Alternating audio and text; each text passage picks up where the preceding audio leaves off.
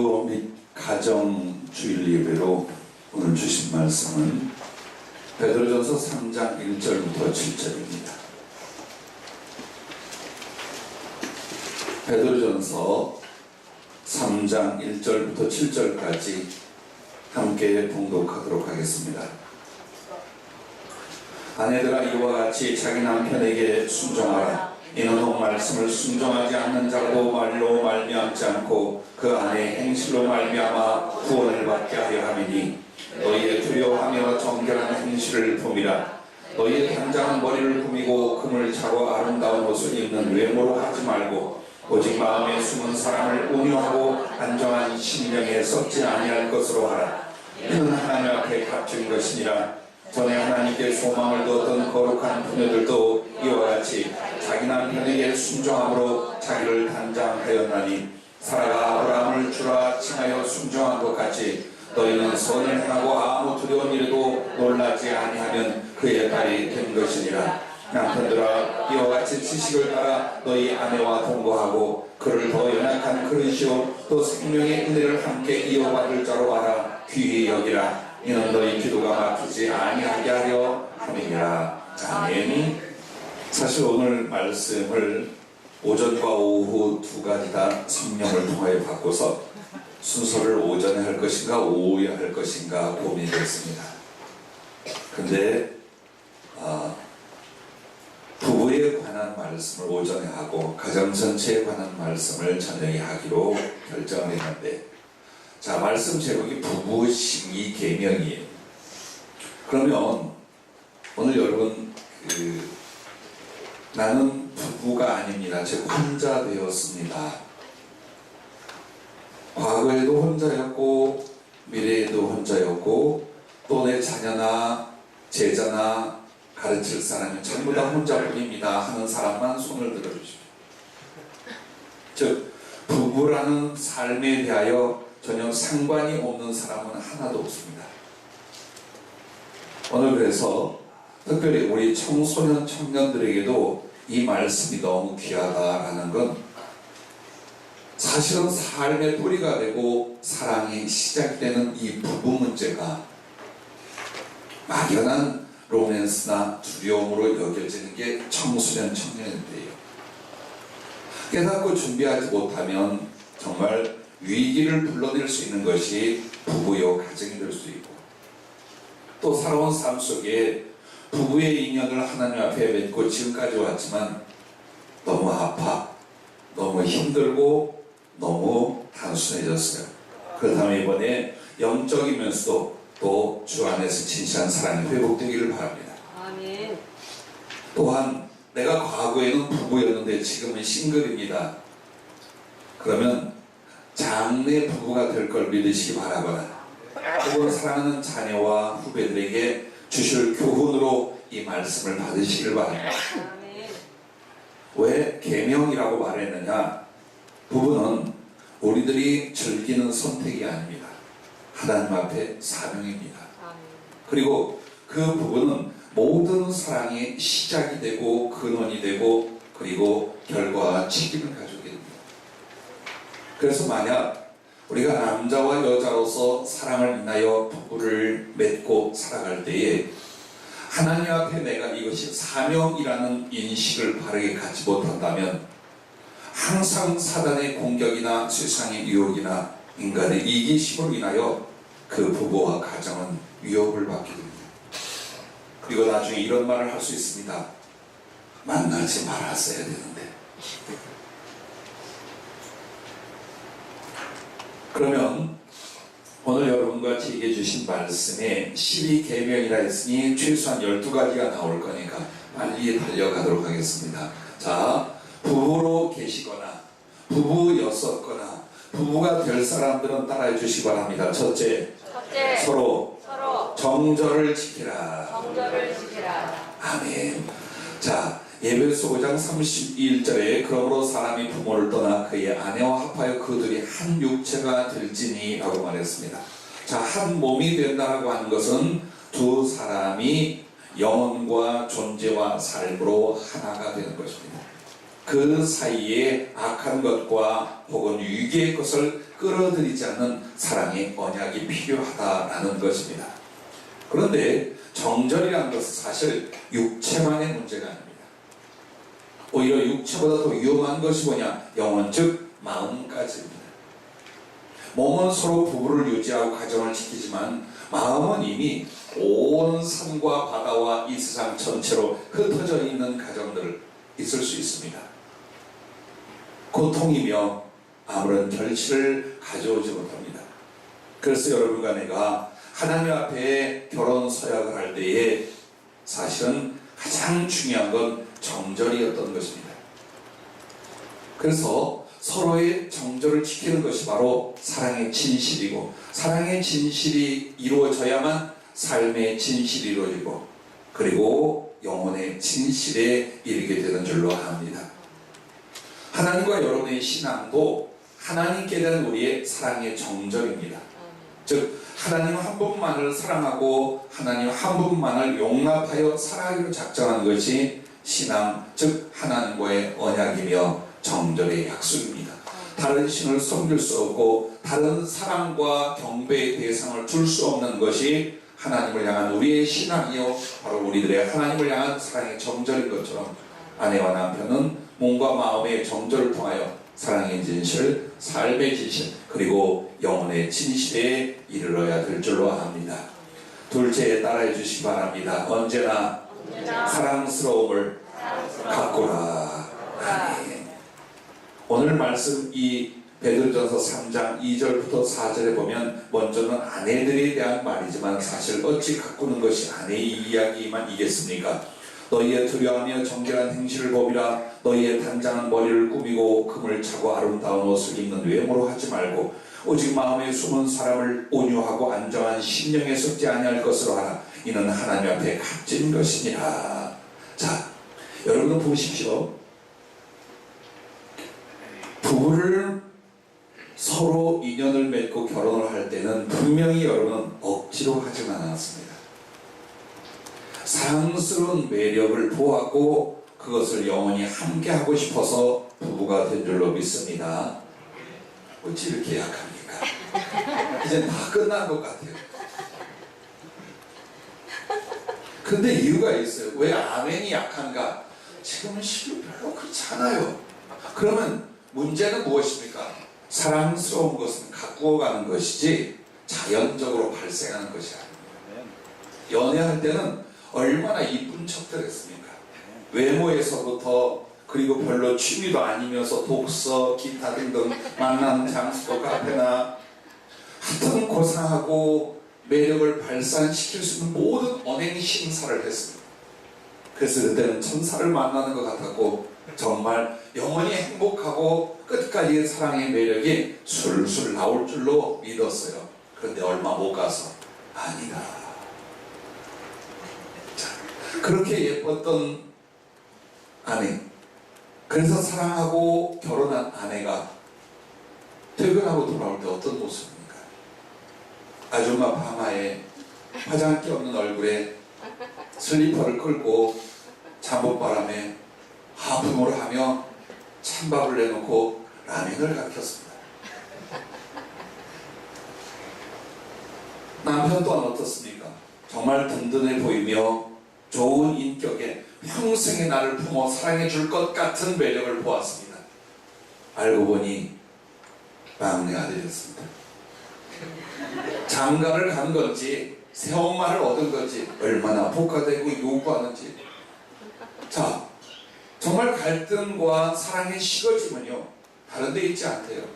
사랑스러움을 서로 갖고 간답니다. 나이를 먹어도 아무리 오랜 세월에 가정을 이뤘어도 서로에게 매력이 있을 수 있어요.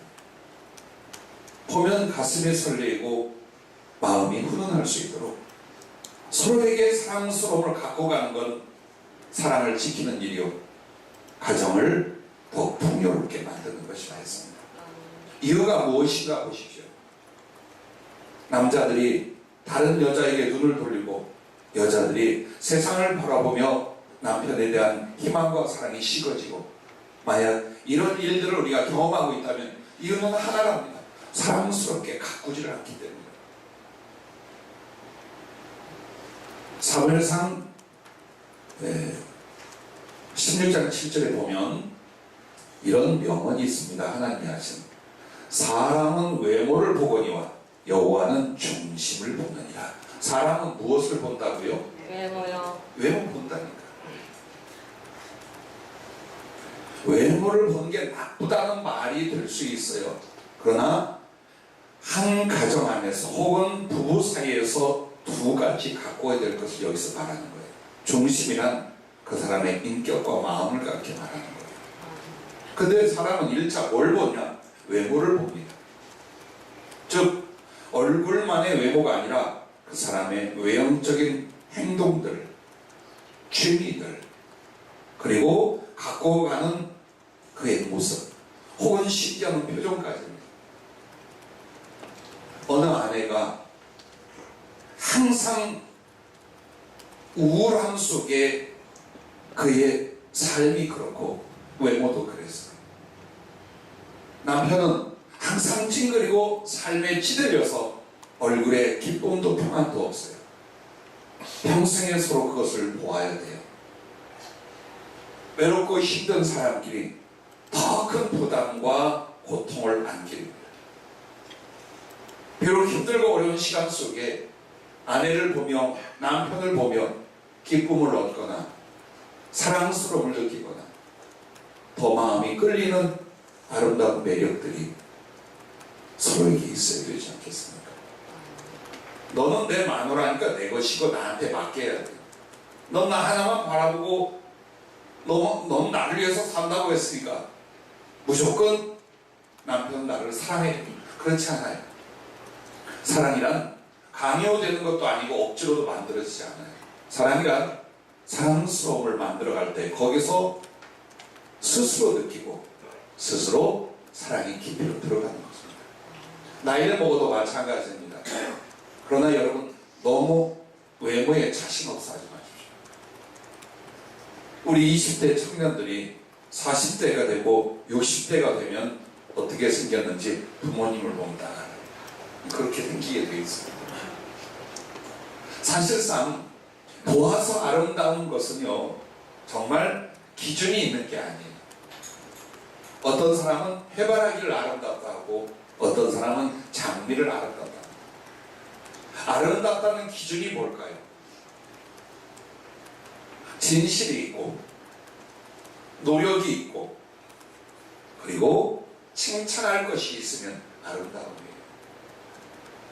할 수만 있으면 외모도 서로를 위해서 가꾸십시오.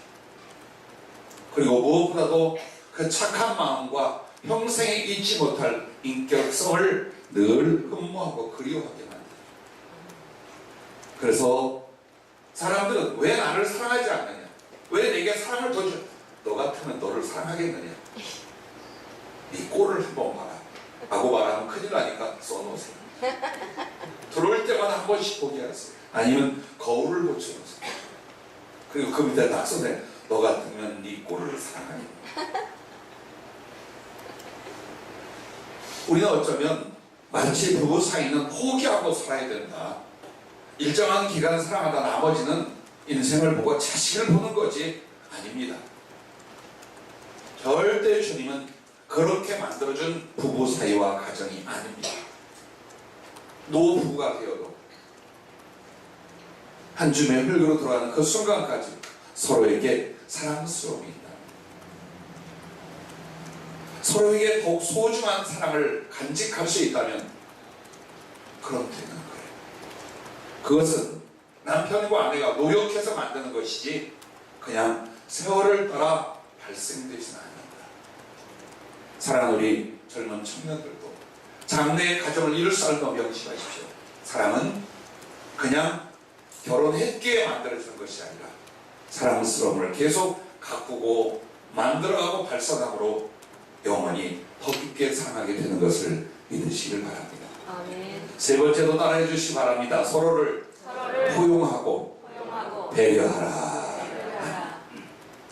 2000년 전 남자들은 아내에 대해서 어떤 생각을 가지고 있었을까요?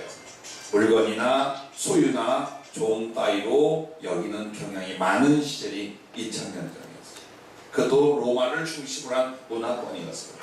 그런데 베드로 사도는 뭐라고 하느냐? 남편들아 이와 같이 지식을 따라 너희 아내와 동거하고 그를 더 연약한 그릇이요 또 생명의 은혜를 함께 이어받을 자로 알아 귀히 여기라. 이는 너희 기도가 막히지 아니하게 하려 함이라. 자, 이 말은 남편이 아내에 대해서만 이겠습니까? 가장 중요한 건 가정 혹은 부부 사이의 고난과 깨짐과 위기는 어디에서 오겠습니까? 대부분 살아온 인생과 상담을 통해서 볼 때에 결혼의 목적을 잘못 갖고 있었기 때문에, 결혼의 목적을 잘못 가지면 그 목적대로 되어지지 않아요. 그러므로 결혼 자체와 부부 사이는 서로에게 공격적이거나 상처를 주거나 혹은 필요 없는 관계가 되거나, 우리 생각에 결혼의 목적은 이성적으로 논리적으로는 알아요. 그러나 자기들 마음속에는 왜 결혼하느냐? 나를 도울 사람이 필요해서, 나의 부족함을 채울 사람이 필요해서, 이것이. 그러나 그것이 아니라 그 말입니다. 오히려 내가 도울 사람, 내가 나를 헌신하여 채울 사람을 결혼의 대상 혹은 부부의 목적으로 알아야 됩니다. 왜? 하나님께서 처음에 아담을 만들고 그 배필을 만들 때에 도울 배필이라고 말했습니다. 그러면 아담만을 위한 도울 배필이었을까요? 하와에게 있어서 아담은 누굴까요? 도울 배필이었습니다. 도움이 되고자, 섬김이 되고자, 사랑을 채워 완성시키고자, 바로 그런 목적으로 결혼했다면 상대가 좀 부족하거나 실수가 있거나 내 마음에 맞지 않아도 내 영혼과 삶의 수고와 방향은 무엇이 되겠습니까?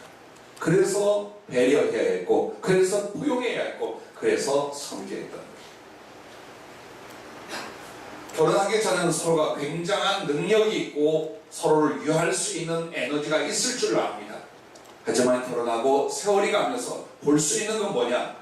안타깝고 안쓰러운 것밖에 없어요. 이것을 못마땅한 것으로 여길 것이냐, 내가 포용하고 배려할 부분으로 여길 것이냐, 이것이 행복을 좌우하고 관계를 좌우하게 되는 것입니다. 혹시 세상에서는 버림을 받거나 비난을 받더라도 부부는 서로 포용하고 배려함으로 말미암아 사랑의 연합, 사랑의 힘을 얻을 수 있기를 바랍니다. 네 번째 따라해 주시기 바랍니다. 시기하고 질투해라. 제대로 보고 있습니다. 사람들은 이렇게 말합니다. 사랑은 질투하는 거야. 예, 질투심을 느낄 수 있어요. 그러나 질투를 발휘하지 말라. 우리가 시기하고 질투할 때에 여러분 사실 어떻습니까? 대부분 보면은 정당한 사랑을 위하여 시기하고 질투하지 않습니다. 나의 집착이나 나의 이기심으로 말미암아 오해하고 시기하는 경우가 많습니다. 그러면 우리들의 시기나 질투를 성경은 뭐라고 하느냐? 야고보서 3장 14절부터 16절까지 보면은, 그러나 너희 마음속에 독한 시기와 다툼이 있으면 자랑하지 말라. 진리를 거스려 거짓말하지 말라. 이러한 지혜는 위로부터 내려온 것이 아니요 땅 위의 것이요 정욕의 것이요 귀신의 것이니 라고 말합니다. 자, 시기와 다툼이 있는, 여러분, 우리에게 있어서 모든 시기 질투는 다툼을 가져옵니다.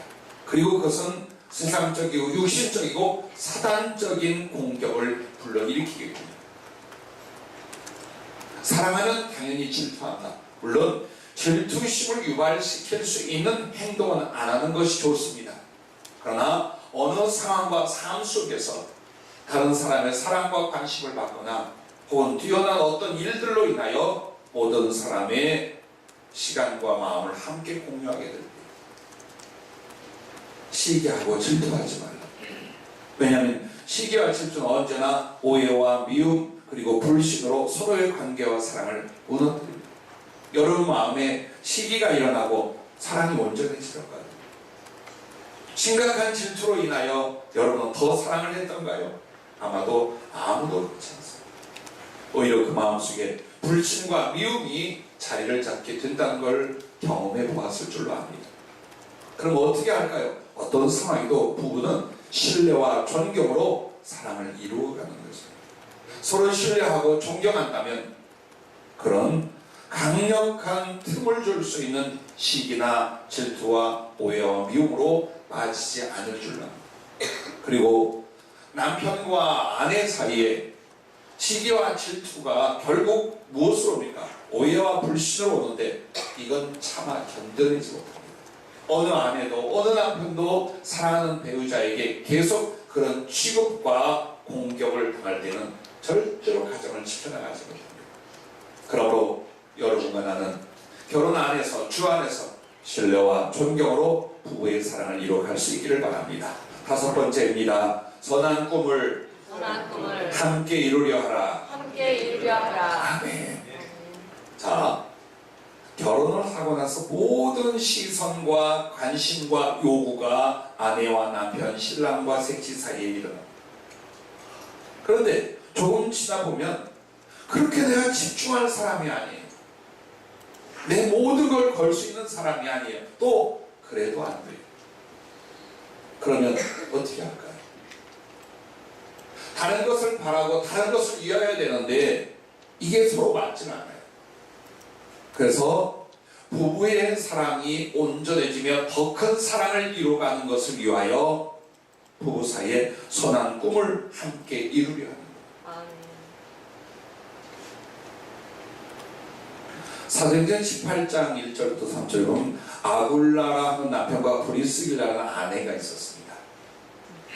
그들이 로마에서 예수님을 영접하게 되고 그리고 복음 전파를 위한 사명을 함께 갔습니다.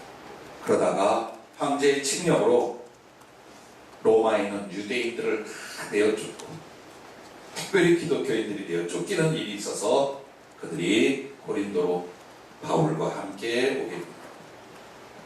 그리고서 그들은 신앙과 복음 전파를 위한 사명을 위하여 직업을 갖고 사업을 하게 됩니다. 그게 텐트, 장막을 만드는 일들이었습니다.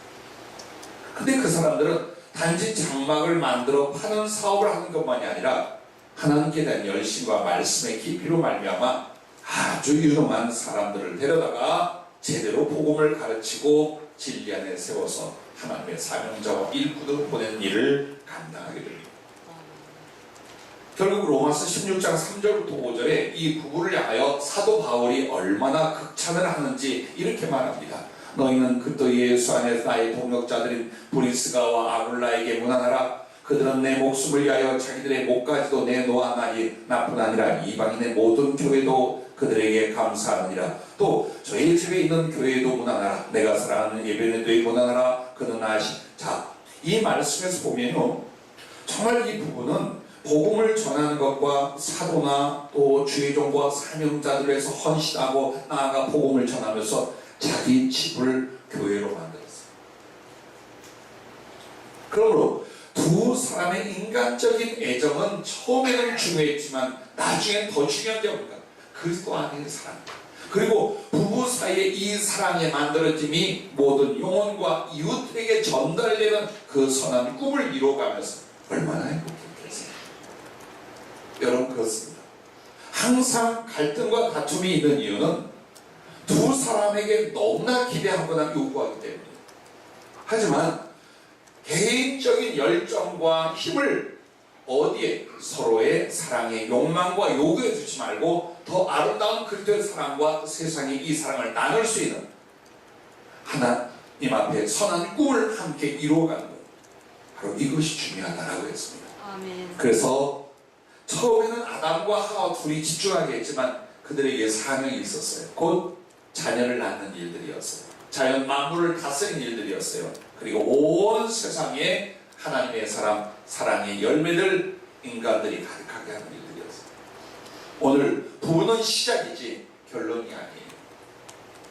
그것 때문에 우리가 어려움을 겪는 부부가 내 인생의 모든 것이고 결론인 것 줄 알아요. 아니요. 사랑의 시작이고 사랑의 시인 거예요. 그래서 그 사랑을 더 주님과 함께 나누어가려는 꿈이 있는 부부 흔들리겠습니까? 얼마나 더 사랑과 그리고 보람의 견고함을 갖고 살아가겠습니까? 어떤 것이 좋습니다. 크면 좋고 작아도 괜찮습니다. 부부가 단지 부부로 살며 자식 낳아 사는 걸로 끝나지 말고 선한 꿈을 함께 이루어갈 수 있기를 주의 이름으로 축복합니다. 여섯 번째 알아해 주십시오. 서로를 위한 인격을 성숙시키라. 아멘. 그렇습니다. 여러분과 나는 부부만을 위해서가 아니라 신앙과 인생이 뭐냐? 예수님을 목표로 하여 여러분의 인격의 성숙을 이루는 거예요.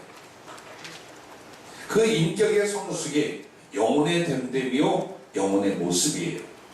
그런데 이 인격이란 말은 사람을 대하여, 상대를 대하여 어떤 성품과 마음인가에 이게 인격이에요.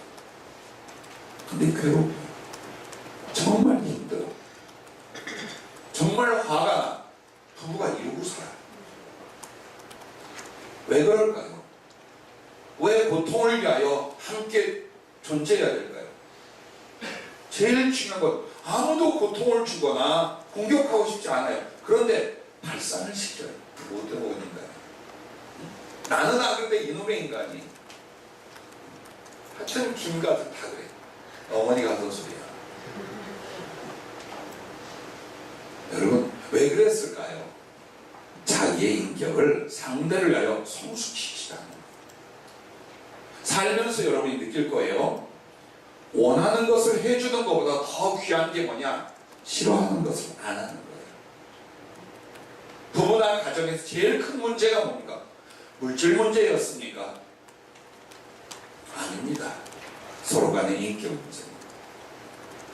그런데 어떤 성품이나 어떤 말투나 어떤 행동이 상대를 너무 분노케 하거나 괴로워하거나 미워하게 만드는 걸 계속해요. 그리고 내가 돈 벌어다 주면 되죠. 돈하고 함께 망할지어다. 분명히 상대가 그럽니다. 내가 너 먹여주지? 아이고 나 혼자 사도 그건 살아. 여러분 보세요. 부부라는 것, 가정이라는 것이 뭡니까? 내가 내 마음대로 해도 된다고 생각. 불행의 시작은 거예요. 그리고 평생을 아프게 만들어요. 그래놓고 하는 말, 내가 뭐 무슨 잘못을 했다고, 무슨 죄를 졌다고 저 지랄을 난리야 이럽니다. 여러분 알잖아요. 아파하면 아픈 데를 누르지 말고, 싫어하면 싫은 걸 하지 말고, 괴로워하면 위로해 줄 줄 알고, 나로 인하여 칼날이, 나로 인하여 화살이 나가게 만들면서 너 왜 그 모양인 거? 넌 맨날 왜 죽는다고? 죄송합니다. 지랄이야 지랄이 이러고 살아요. 여러분 밖에 나와서 사람과 겪을 때 겪는 아픔과 어려움은 툭 털고 끝나요. 근데 가장 가까워. 인격 속에 가장 깊게 들어오는 사랑의 대상이 괴롭게 한다. 오늘 격한 말이 많이 나온다. 간단합니다. 아무도 감당 못합니다. 그래서 정말로 하나님 앞에서 사랑을 위하여 부부가 되고 가정을 이루어갈 때 중요한 게 뭐냐? 서로를 위한 인격을 성숙시켜요. 그러면 아내가 남편을 위하여, 남편이 아내를 위하여 그들의 심령이나 혹은 성품이나 인격을 성숙시키려면 자녀들은 어떨까요?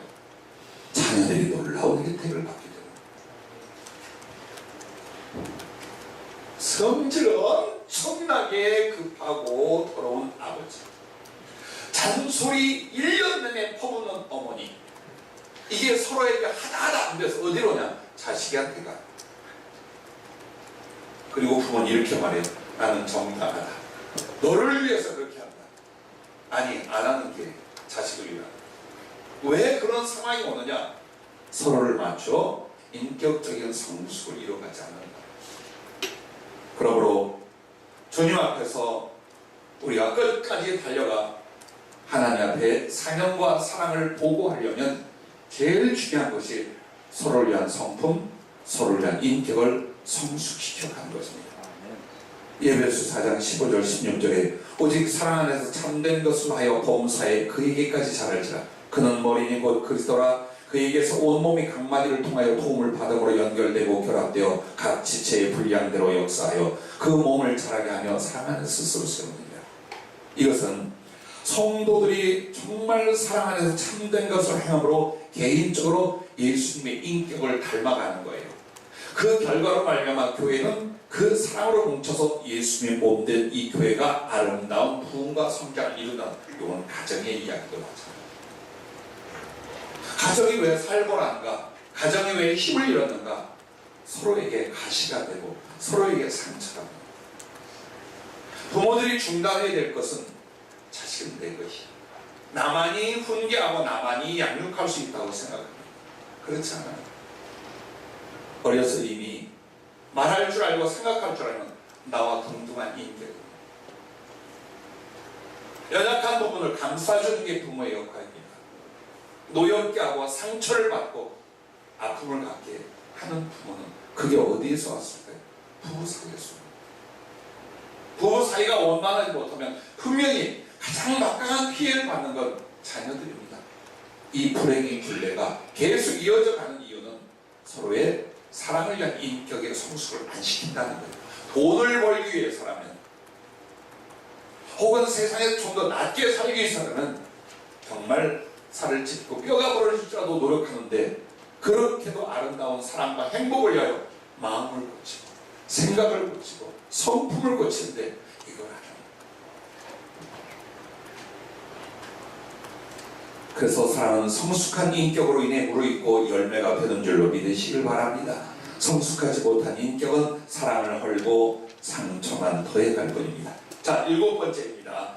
남편을 머리가 되게 하라. 이건 아내에게 하는 말이에요. 아내들은 남편을 머리가 되게 하라. 존경할 만한 것이 있어야 존경하고, 믿을 만한 것이 있어야 믿고, 앞세울 만한 저런 놈의. 저도 그래요. 싸다 그 말 듣기에. 그 말 듣기에 싸다라고 할 수 있어요. 그러나 남편이 그런 존경, 그런 대단함을 가져서 머리가 되게 하는 게 아니에요. 하나님 앞에 질서예요. 가정은 중구난방이 될 수 없어요.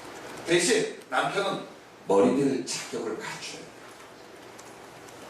영적으로, 생활적으로, 인격적으로 모든 부분에서 머리가 될 수 있어야 돼요.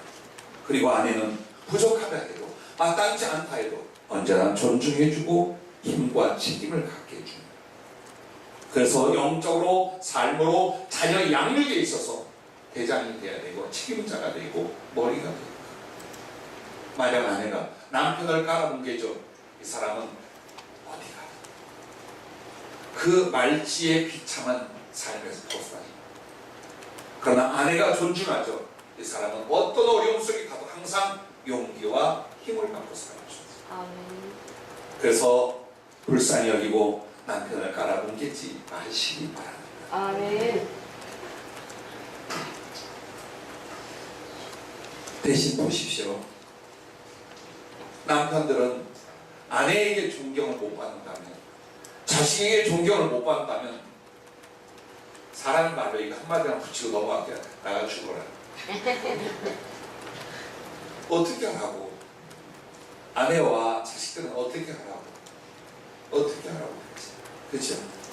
책임을 스스로 질 줄 알되 벌어 먹이는 책임이 아니에요. 사랑의 힘을 얻고 행복할 수 있는 책임. 장래의 소망을 갖고 살아갈 수 있게 만드는 머리의 역할인 거예요. 그걸 내주는 거예요. 우리 와이프 믿음 좀 그런 말 하지 마요. 믿음은 지가 더 좋아요. 하나님을 경외하고 사랑하는 것이 아내보다 못하다는 걸 자랑으로 여기면 안 됩니다. 왜 아브라함을 사라가 주라 했겠어요? 두 가지 때문이었어요. 하나님을 경외하는 그는 리더요 지도자였어요. 또 한 가지는 그의 종들과 가족 식솔들이 보는 앞에 남편을 높여주기 위해서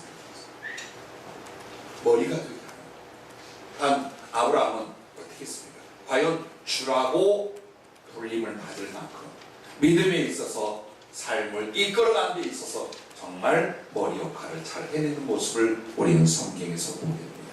그러므로 아내들은 남편을 머리가 되게 할 수 있기를 바랍니다. 8번째는 따라해 주십시오. 아내를 심장이 되게 하라.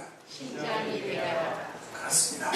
자, 우리가 오늘 본문을 읽었던 베드로전서 3장 7절 말씀에 보면 남편들아 이와 같이 지식을 따라 너희 아내와 동거하고 그를 더 연약한 그릇이요 또 생명의 은혜를 함께 이어받을 자로 하라. 귀히 여기라. 이는 너희 기도가 막히지 아니하게 하려 함이라 라고 말합니다. 그럼 심장이 된다는 건 뭘까요? 사랑의 원천, 사랑의 힘을 갖게 하는 거예요. 즉 아내가 남편과 자식을 사랑하는 사랑의 본체로서 인정받고 그 사랑을 마음껏 퍼주고 나눠줄 수 있도록 만들어줘야 해요. 윽박지르거나 멸시해버리면 절대로 아내 안에서 그 사랑이 남편과 자식에게 나오고 발휘될 수가 없다는 거예요. 그러므로 남편을 머리로 만들면 아내는 가정 혹은 서로가 된 심장이 되게 무엇을 통하여 사랑할 수 있다. 그리고 실제로 남편보다 아내의 사랑이 더 깊고 아버지보다 어머니의 사랑이 더 깊고요. 그래서 그 가정에서 어머니가 정말 사랑을 마음껏 뿜어내고 나타내고 표현하고 하지 못한다면 그 가족 전체가 사랑을 경험하게 됩니다. 냉정한 엄마, 쌀쌀한 아내, 그러면 그 가정 안에서 진실한 사랑의 위로는 없어요. 아버지, 남편 별로 잘 못해요. 마음은 있어도 표현도 잘 못해요. 그러나 왜 여자들이 정말 가정의 심장, 부부 사이의 심장과 같은 사랑의 역할을 못하는가? 그 사랑을 인정해주고 의지하지 않기 때문에 아내를 통하여 그 사랑을 필요로 하고 사모하고 의지한다면 아내는 남편을 향하여 목숨을 건 사랑을 나타내 줄 것입니다. 그리고 그 사랑은 남편만을 위하겠어요. 사랑은 자녀를 위하여 모든 걸 다 해낼 수 있는 능력이 여자들에게, 아내들에게 있습니다. 그래서 정말 남자는 자기 아내를 깊게 사랑해주고 마음껏 그 사랑을 이루어가게 도우라는 것입니다. 그리고 그 아내의 사랑을 기뻐하고 의지하는 모습 보여준다면 아내는 남편과 자식을 위하여 마치 그 가정의 사랑의 심장이 될 줄로 믿습니다. 9번째 따라해 주시기 바랍니다. 서로에게 속하여 자기를 주장하지 말라. 그렇습니다. 부부 사이에 가장 어려운 게 뭘까요, 여러분? 자존심이에요. 한번 보세요. 부부가 되면 자존심 없고 오직 상대를 위할 것 같아요. 천만의 결혼식 준비할 때부터 자존심 싸움. 이 자존심 싸움이 어디로 가느냐? 집안 대 집안의 자존심 싸움으로. 그러다가 중단되는 경우가 많아요. 희한하죠. 사랑한다 하고 함께 자식을 낳고 그러면서도 없어지지 않는 게 있어요. 자존심. 다른 사람을 위하여 헌신하고 용납하고 용서하고 그리고 겸손히 낮을 줄 알면서 남편은 아내를 향하여 절대 그렇게 못합니다. 아내는 또 남편을 절대 그렇게 못합니다. 왜 그럴까요? 아직도 상대가 내게 속하고 자기 자신을 부부 사이의 가정에서 주장하고 있기 때문에 결혼이라고 하는 것은 내가 상대를 끌어다가 나에게 속하게 하는 것이 아니라 내가 상대에게 속하게 하는 거예요.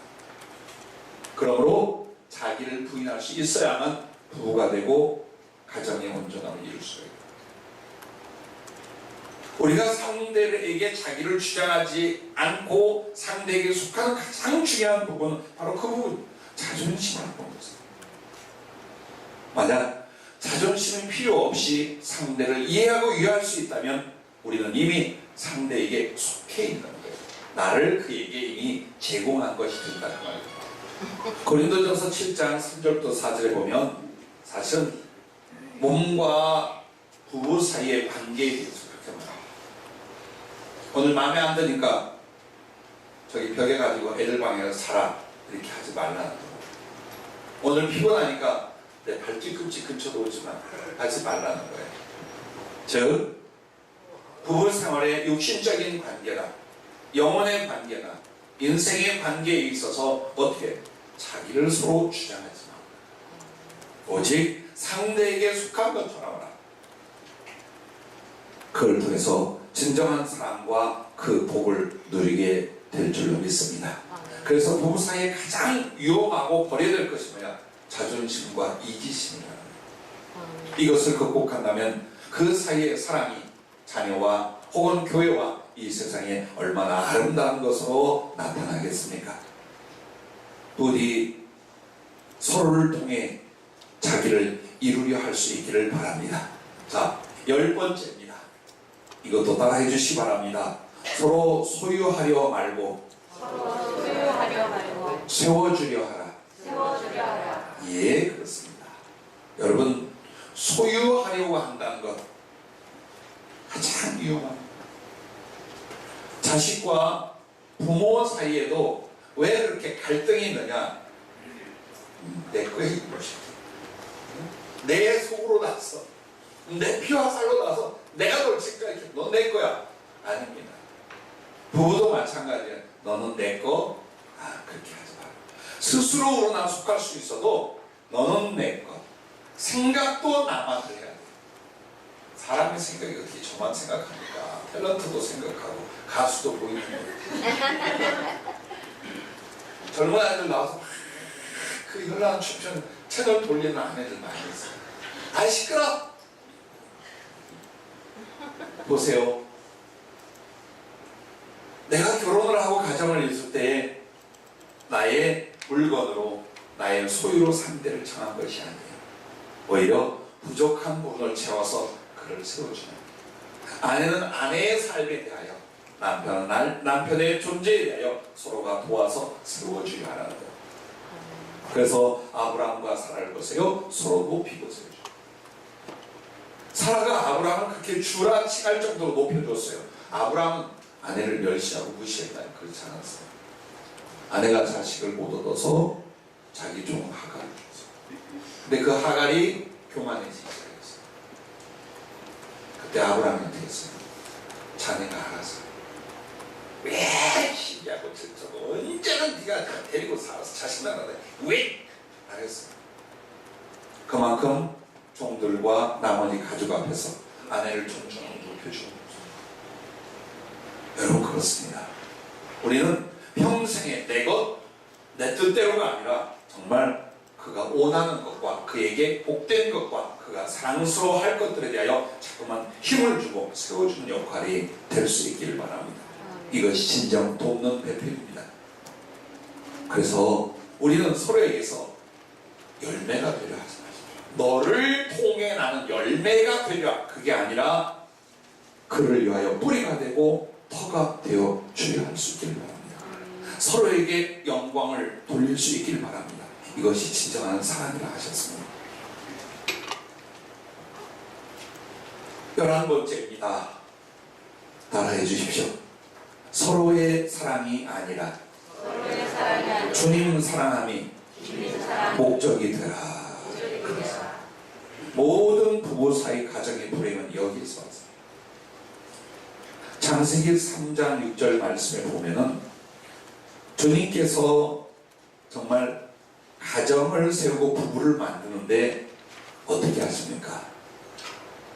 금할 것을 금하게 했어요. 즉 한마디로 순종과 사랑을 위하여 생명에 이르게 합니다.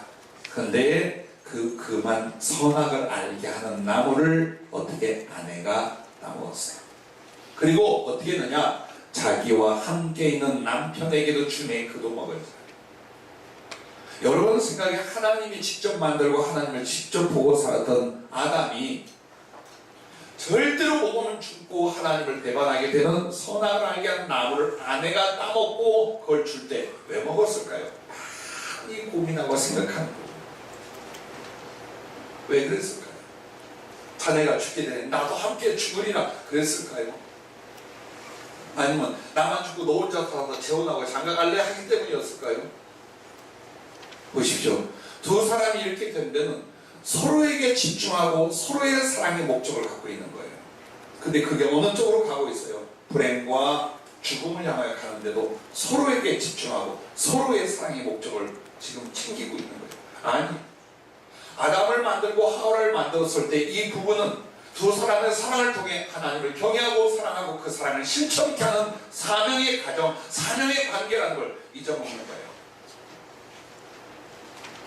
여러분, 극단적인 선택을 하는 가정들을 근래에 많이, 특히나 이 5월에 들어서 뉴스에 보면은 가족 전체가 다 죽었어요. 자살이. 그러면 어린 자녀들이 죽으려고 했을까요? 부부 사이가 잘못되거나 부부 사이의 삶이 잘못된다고 자식들까지 함께 죽이고 같이 죽는 이렇게 극단적인 상황이 어째서 일어난 걸까요? 하나님이 빠진 거예요. 인생의 존재의 본분이며 부부 사이를 이루게 하시고 그들로 하여금 목적이 되게 한 건 하나님의 사랑을 나누고 이루게 한 거예요. 이 부분이 부부 사이에 빠지는 거예요. 모든 불행은 거기서 일어나게 됩니다.